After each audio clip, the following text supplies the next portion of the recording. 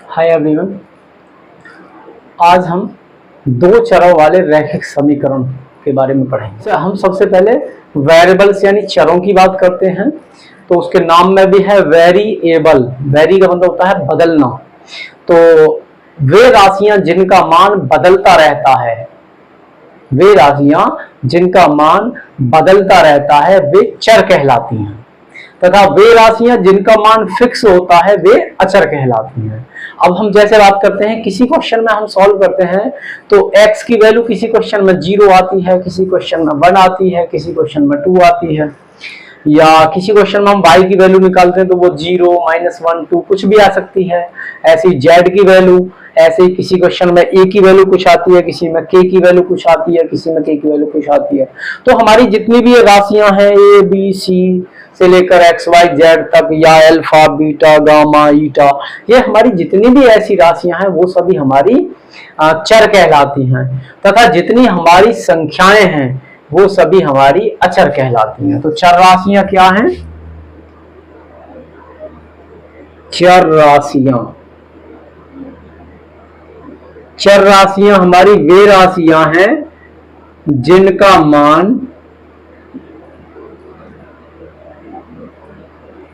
मान बदल सकता है या बदलता रहता है, जिनका मान बदल सकता है। इसका हम एग्जाम्पल लेते हैं तो हमारे पास ए बी सी इस प्रकार आगे बढ़ते जाएं तो हमें आपको मिलेगा X Y Z P Q R, बीच में सारे के वगैरह सब रहे होंगे, या अल्फा बीटा गामा। इस प्रकार ये हमारी बहुत सारी राशियां हैं जिनका मान बदलता रहता है। तो ये सभी राशियां हमारी चर राशियां कहलाती हैं, चर राशियां या वेरिएबल्स। और अचर राशियों की हम बात करते हैं।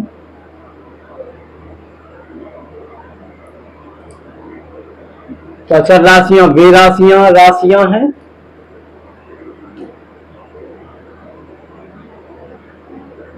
जिनका मान नियत रहता है। नियत का मतलब फिक्स रहता है, कांस्टेंट रहता है।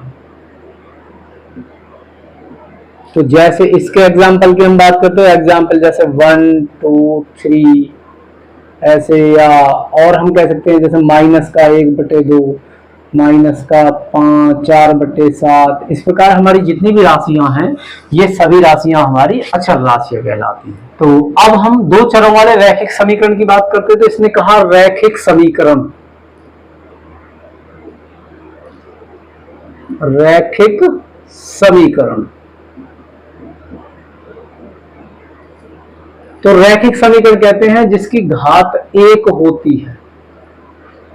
जिस समीकरण में चर की घात 1 होती है वो हमारी रैखिक समीकरण कहलाती है।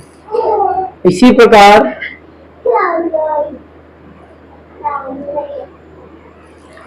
वे समीकरण या वे बहुपद से बनेंगी जिनकी में चर की घात 1 होती है, वे हमारी रैखिक समीकरण कहलाती हैं। तथा इसी प्रकार द्विघात समीकरण की हम बात कर लेते हैं। तो वे समीकरण जिनमें चर की घात 2 होती है वो द्विघात समीकरण कहलाती हैं। तो यहां इसने रैखिक समीकरण की बात कही है, तो रैखिक समीकरणों में चर की घात 1 मिलेगी, तथा यहां उसने कहा है 2 चर। तो यहां पर चर भी हमें 2 मिलने वाले हैं। चर भी हमारे 2 होंगे।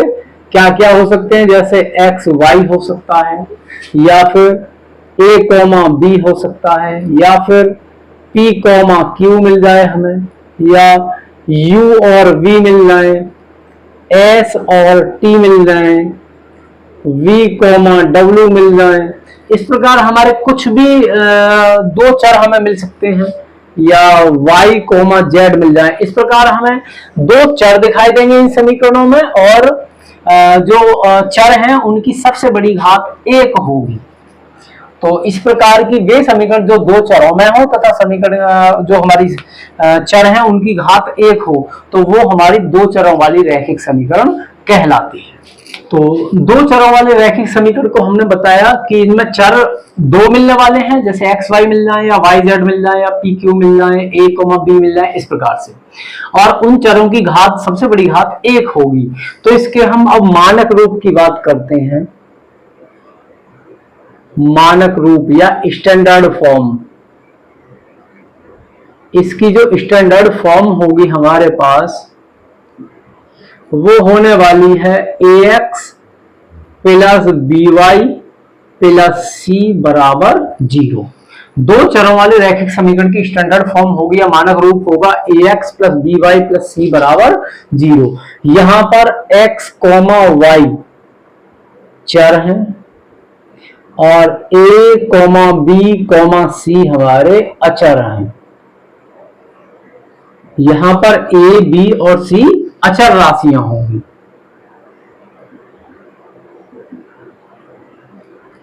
इनमें हम बात करें तो ax का गुणांक होगा, x का गुणांक यहां पर a होगा, उसका कुछ मान रहेगा।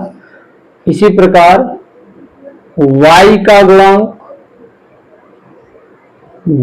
गुणांक b होगा और अचर पद कांस्टेंट टर्म हमारी वो हमारे c होगा। एक हम एग्जाम्पल की बात करते हैं, दो चरों वाले रैखिक समीकरण के एक एग्जाम्पल की बात करते हैं। तो वो हो सकता है 3x minus 4y plus 7 equals 0। तो इस प्रकार की हमारी जो भी समीकरण होगी वो दो चरों वाली रैखिक समीकरण कहलाती है। यहां इसकी तुलना यदि हम ax plus by plus c बराबर 0 से कर दें तो जो x का गुणांक होता था उसका नाम होता था a, और यहां पर x का गुणांक क्या है, वो है 3। तो यहां से हमें मिलेगा a बराबर 3। अब हम गुणांक की बात करते हैं। तो गुणांक क्या होता है? गुणांक को हम कहते हैं कोफिशिएंट, इंग्लिश में कहेंगे इसे कोफिशिएंट।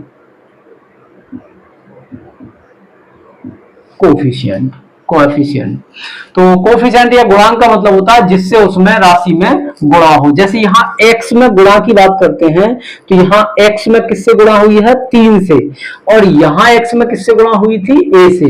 तो फिर हम इन दोनों की तुलना करें तो जहां a लिखा हुआ है वहां 3 दिखाई देगा। तो हमें यहां से तुलना करने पर पता चलता है कि a का मान 3 है। यहाँ पर y में गुणांक, y के गुणांक की बात करते हैं तो वो b, और b का मान यहाँ कितना है, -4। अचर पद की हम बात करते थे तो वो होता था हमारा c, और यहां c की वैल्यू क्या है, c की वैल्यू है 7। यदि किसी संख्या से पहले किसी पद में हमें माइनस साइन दिया जाएगा तो वो उसके गुणांक का चिन्ह होगा। जैसे a का मान यहाँ +3 है, b का मान यहाँ मैंने देखा है माइनस है तो वो -4 होगा, और c का मान 7। इस प्रकार हम a, b और c के मान यहाँ से बता पाएंगे। एक और हम एग्जाम्पल लेते हैं। एग्जाम्पल की मैं बात करता हूं। एग्जाम्पल दे दिया जाए यदि 8x minus y minus 5 equals 0, यदि इस प्रकार कोई समीकरण दी जाए तो ये भी हम देखेंगे दो चर इसमें हमें दिखाई दे रहे हैं x और y, तथा यह उनमें की घात भी कितनी दिखाई दे रही है मुझे, 1। तो ये भी दो चरों में एक रैखिक समीकरण है। यहां से यदि मैं a, b और c के मान ज्ञात करना चाहूं तो a होता है x का गुणांक, यहां पर x की गुणा में 8 लिखा हुआ है तो a का मान मुझे मिलेगा 8। b होता है y का गुणांक, और यहाँ y के गुणा में मैं कहता हूं तो मुझे यहाँ y के गुणा में कुछ भी दिखाई नहीं दे रहा, यहाँ y अकेला दिख रहा है। तो हमें पता है जहां पर कोई भी राशि के गुणा में कुछ नहीं दिखता तो वहां मल्टीप्लाई में 1 माना जाता है। तो यहाँ यदि मैं इसे ऐसा कर दूं 1 इंटू वाई तो भी उसमें 1 की मल्टीप्लाई करने पर y ही मिलेगा।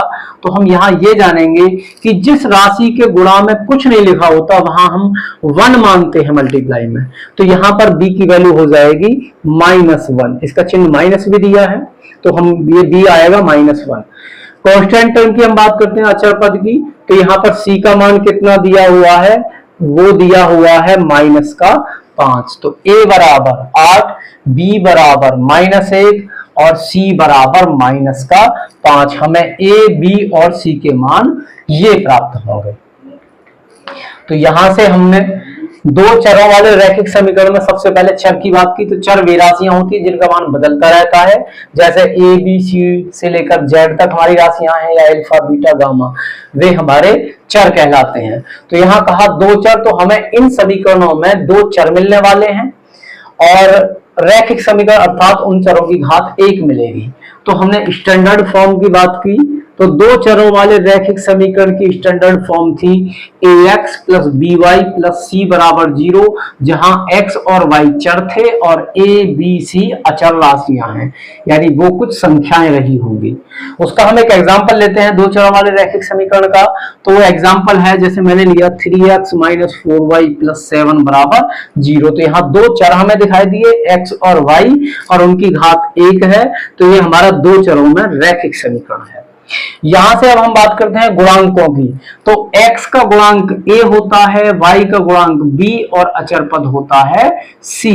तो यहां x का गुणांक 3 है तो a का मान 3, y का गुणांक b होता है लेकिन यहां वो -4 है, तो b बराबर -4। अचर पद अर्थात जिनमें x और y कुछ दिखाई ना दे वो हमारा अचर पद होता है और वो c का मान कितना प्राप्त हुआ, 7। एक और हमने एग्जांपल लिया, यदि हम एक और एग्जांपल लेते हैं 8x माइनस का y माइनस 5 बराबर 0, 8x माइनस y माइनस 5 बराबर 0। तो हम यहां देखेंगे कि x का गुणांक 8 है तो a बराबर 8, y का गुणांक यहां पर देखिए y के गुणा में हमें कुछ दिखाई नहीं दे रहा, तो जहां कुछ भी गुणा में ना दिखता हो वहां 1 माना जाता है मल्टीप्लाई में, और 1 की गुणा की जाए उसमें तो कोई फर्क नहीं पड़ता, वो 1 की मल्टीप्लाई करने पर वही क्वांटिटी सेम आती है।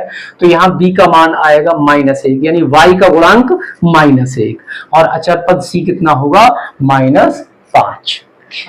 इसका मानक रूप था ax plus by plus c बराबर 0, या एग्जाम्पल हम दे सकते हैं इसका 2x प्लस 3y माइनस 5 बराबर 0। इस प्रकार से हम इसका एग्जाम्पल दे सकते हैं। तो यहां अब हम बात करते हैं इसके ग्राफ की। यदि इसका ग्राफ खींचा जाए तो जो ये हमारी रैखिक समीकरण होती है इसका ग्राफ, तो ग्राफ एक सरल रेखा होगी, इसका ग्राफ होगा एक सरल रेखा, एक सीधी रेखा।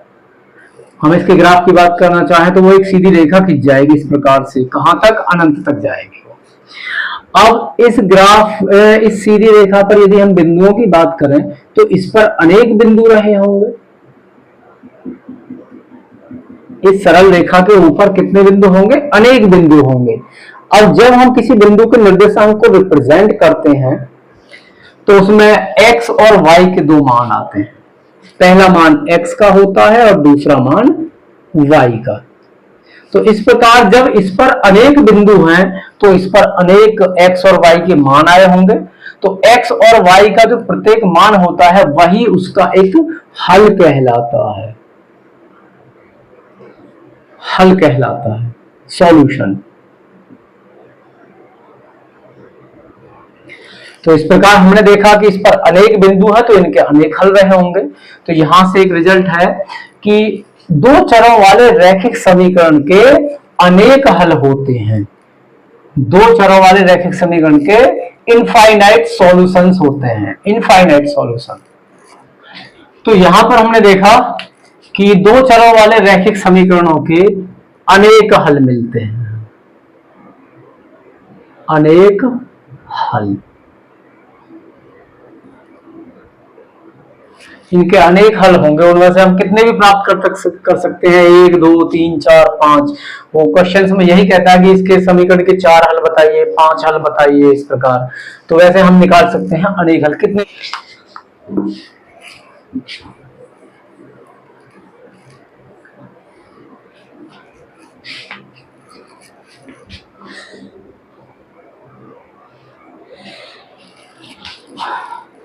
इससे संबंधित प्रश्नों में एक क्वेश्चन पूछा जाता है कि दी गई रैखिक समीकरण को मानक रूप में परिवर्तित कीजिए तथा ए बी और सी के मान बताइए वहां से।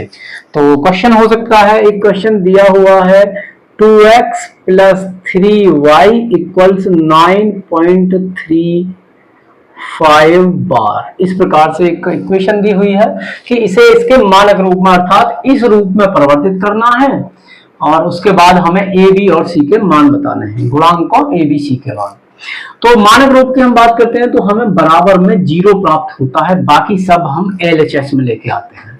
तो यहां से ये जो हमें आरएचएस में 9.35 और बार दिया हुआ है उसे हम एलएचएस में लेके आएंगे तो ये हमें मिलेगा 2x प्लस 3y माइनस, ये उधर प्लस था, ट्रांसपोज करेंगे जब हम पक्षांतर करेंगे तो ये माइनस होकर आएगा 9.35 बार इक्वल्स 0।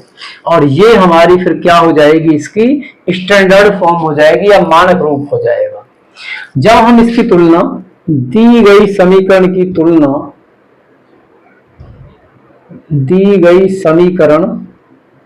की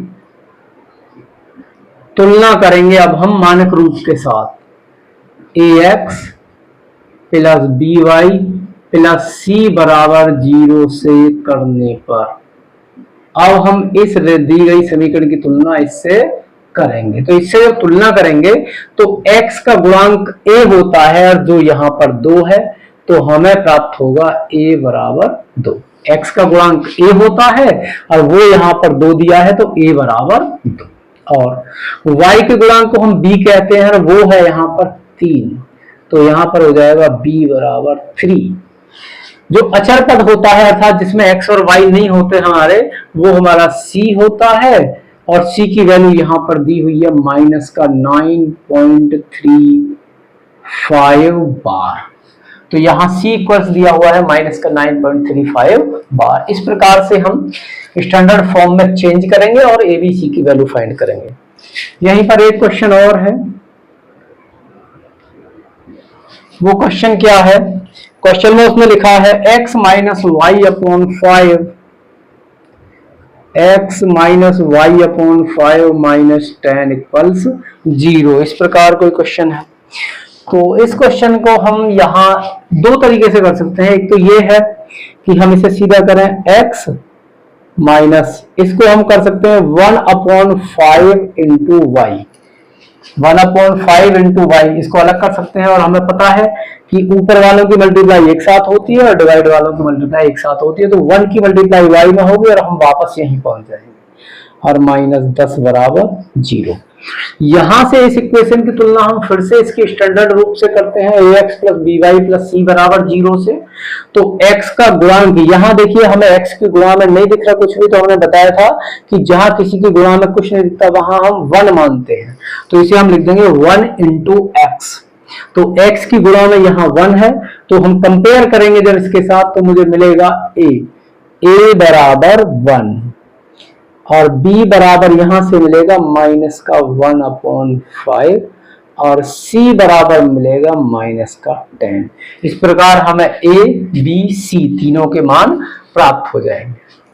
इस क्वेश्चन को हम एक तरह से और कर सकते थे, इसे हम थोड़ा सॉल्व कर लेते। तो जैसे इक्वेशन थी x minus y upon 5 minus 10 equals 0, इस प्रकार था।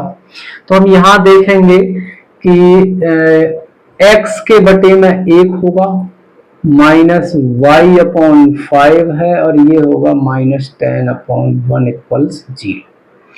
देखिए हमने बताया था जहां मल्टीप्लाई में कुछ नहीं हो तो 1 माना जाता है और डिवाइड में हमेशा 1 माना जाता है। यहाँ तो डिवाइड में 5 लिखा हुआ है, इनके डिवाइड में कुछ भी नहीं है तो वो 1 माना जाएगा। 1 से हम 10 में डिवाइड करें 10 आएगा, x में डिवाइड करें तो x आएगा। अब यहाँ डिवाइड में 1 है, यहाँ 5 और 1, तो इन तीनों का अब हम एलसीएम लेंगे तो वो 5 आएगा। तो यहाँ 5 की मल्टीप्लाई इसमें होगी तो ये हो जाएगा 5x माइनस y और माइनस के, देखिए यहाँ 1 है डिवाइड में तो यहाँ 5 की मल्टीप्लाई होगी, यहाँ 5 है तो यहाँ 1 से, और यहाँ 1 है तो यहाँ भी 5 से मल्टीप्लाई होगी, तो 10 इंटू 5 इक्वल्स 0। ये डिवाइड वाला जब ट्रांसपोज करेंगे तो यहाँ मल्टीप्लाई में जाएगा तो फिर ये बचेगा 5x minus y minus 50 equals 0 into 5, और वो क्या हो जाएगा, 0। जीरो की किसी में मल्टीप्लाई करते हैं तो वो सब 0 हो जाता है। अब हम इसकी कंपैरिजन करते हैं। देखो अब इक्वेशन बचेगी 5x minus y minus 50 equals 0। अब इसकी हम इस मानक रूप से तुलना करें तो यहां से अब x का गुणांक a प्राप्त होगा हमें 5, y का गुणांक जो b था वो हमें प्राप्त होगा अब यहाँ -1। देखिए यहाँ y का गुणांक माइनस और 1 माना जाएगा। उसके बाद कांस्टेंट टर्म c कितना हो जाएगा हमें यहाँ से माइनस का 50। इस प्रकार हम a b c की वैल्यू ये फाइंड कर सकते हैं और यहाँ से हमें ये फाइंड होती है। तो ये दो उत्तर इसके आ सकते हैं। इसमें क्वेश्चन पूछा जाता है कि दी गई समीकरण के 2, 3, 4 कुछ हल ज्ञात कीजिए। तो उस हल को ज्ञात करने के लिए हम, जैसे ये समीकरण दी हुई है, इसके हमें 4 हल निकालने हैं।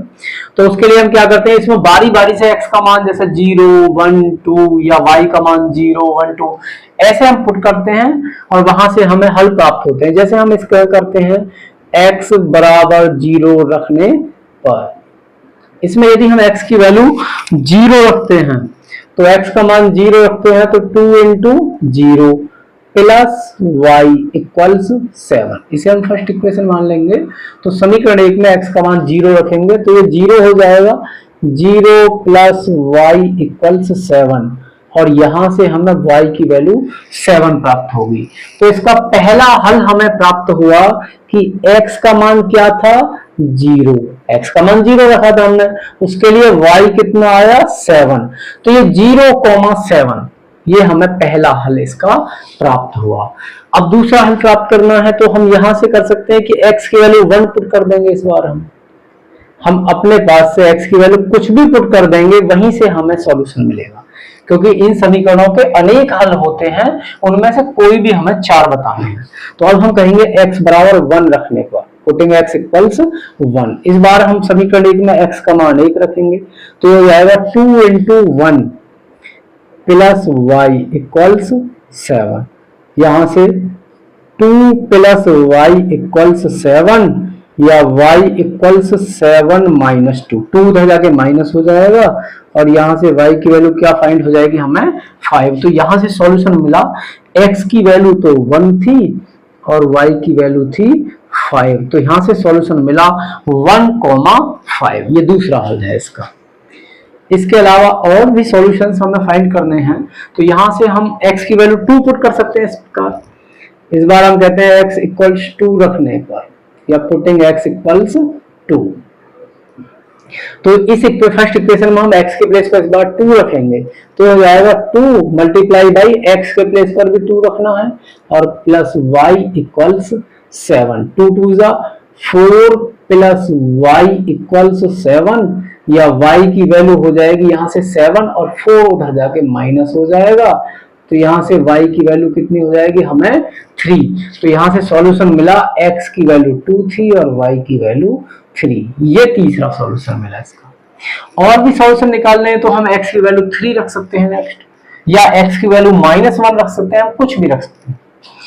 तो इस बार हम कुछ y की वैल्यू पुट करते हैं। चलो सपोज करते हैं कि y बराबर 0 रख देते हैं। इस बार y बराबर 0 रखने पर putting y equals 0 in equation first equation में अब y के प्लेस पर हम 0 पुट करेंगे तो ये हो जाएगा 2x प्लस y के प्लेस पर 0 और इक्वल्स 7। तो यहां से 2x इक्वल्स 7 या x इक्वल्स हो जाएगा 7/2। यहाँ मल्टीप्लाई में था 2 तो वहां कहा जाएगा डिवाइड में। तो यहाँ क्या सॉल्यूशन मिला हमें, वो मिला x की वैल्यू तो 7/2 है और y की वैल्यू क्या रखी थी हमने 0। तो इस प्रकार हमें उसके सॉल्यूशन प्राप्त हुए। तो यहाँ से हमें सॉल्यूशन प्राप्त हुए 0,7, 1,5, 2,3 और 7/2,0। ये 4 हल हमें प्राप्त हो गए। इस प्रकार हम यहाँ से कितने भी हल उसके प्राप्त कर सकते हैं। इससे नेक्स्ट एक क्वेश्चन पूछा गया है कि समीकरण x माइनस 2y बराबर 4 का एक हल 4,0 है अथवा नहीं, ये चेक कर बताइए। तो हम क्या करेंगे, दी गई समीकरण को सबसे पहले स्टैंडर्ड फॉर्म में चेंज करेंगे तो ये हो जाएगा x माइनस 2y और 4 को उधर लेकर आएंगे और 4 बराबर 0। तो इक्वेशन होगी x minus 2y minus 4 equals 0, जो हमारी मानक रूप में है। अब सॉल्यूशन चेक करने के लिए हम दी गई समीकरण का LHS उठाएंगे। तो LHS है x माइनस 2y माइनस 4। इसमें बिंदु है जो हमें चेक करना है 4,0। तो पहली वैल्यू हमारी x की होती है, बाद वाली वैल्यू y की। तो हम x की प्लेस पर 4 और y के प्लेस पर 0 पुट करेंगे। x के प्लेस पर 4 और y के प्लेस पर 0 रखने पर उसमें हम रखेंगे तो ये हो जाएगा x बराबर 4। तो ये हो जाएगा 4 minus 2 into 0 minus 4 equals 0। Solve करेंगे तो 4 माइनस 0 माइनस 4 और ये हमें 0 प्राप्त हो गया। और RHS की हम बात करें तो RHS भी हमारा 0 है। तो यहां से हमें प्राप्त हुआ LHS बराबर 0 और बराबर RHS। तो हमने देखा कि दिए गए बिंदु 4,0 ने दी गई समीकरण को सेटिस्फाई कर दिया, संतुष्ट कर दिया। और यदि इस प्रकार कोई बिंदु दी गई समीकरण को संतुष्ट कर देगा तो वो उसका सॉल्यूशन होगा, हल होगा। तो हम कहेंगे अतः 4,0 दी गई समीकरण का हल है, दी गई समीकरण का हल है। तो इस प्रकार हमारे जितने भी क्वेश्चन होंगे जिनमें ये पूछा जाएगा कि जांच कीजिए कि दिया गया बिंदु इस समीकरण का हल है अथवा नहीं है, तो सबसे पहले हम समीकरण को उसके मानक रूप में बदलेंगे। उसके बाद LHS लेकर उसमें x और y की वैल्यूज पुट करेंगे। यदि वो 0 आ जाए तो दिया गया बिंदु उसका हल होगा, और यदि वो 0 नहीं आता है, कुछ भी नेगेटिव में आ जाए या पॉजिटिव में आ जाए, तो हम कह देंगे अतः दिया गया बिंदु दी गई समीकरण का हल नहीं है। इससे नेक्स्ट एक क्वेश्चन है। क्वेश्चन में कहा गया है कि समीकरण 2x प्लस 3y बराबर k, 2x plus 3y equals k का एक हल x बराबर 2 और y बराबर 1 है। उसने कहा दी गई समीकरण का एक हल x बराबर 2 और y बराबर 1 है, तो k का मान ज्ञात कीजिए। तो जब हल दिया जाए तो हम सीधा x के प्लेस पर 2 और y के बराबर प्लेस पर 1 पुट कर देंगे। तो हम कहेंगे x बराबर 2 तथा y बराबर 1 रखने पर हम दी गई समीकरण में x बराबर 2 और y बराबर 1 रखेंगे। तो ये हो जाएगा 2 गुणा 2 प्लस 3 गुणा 1 बराबर k। यहां से सॉल्व किया तो 4 प्लस 3 बराबर k, और या k बराबर यहां से हमें फाइंड हो गया 7। तो यहां से हमें k की वैल्यू फाइंड हो जाएगी। जहां कोई सॉल्यूशन दे दिया जाए, जैसे x बराबर 2 और y बराबर 1 को यहाँ कहा कि ये उसके हल हैं, तो हम सीधे x के प्लेस पर 2 और y के प्लेस पर 1 रख देंगे और हमें k की वैल्यू फाइंड हो जाएगी। इस प्रकार हमने दो चरों वाले रैखिक समीकरण के बारे में डिटेल में डिस्कस किया तथा उनसे संबंधित प्रश्नों को हल किया। तो आज की क्लास में बस इतना ही।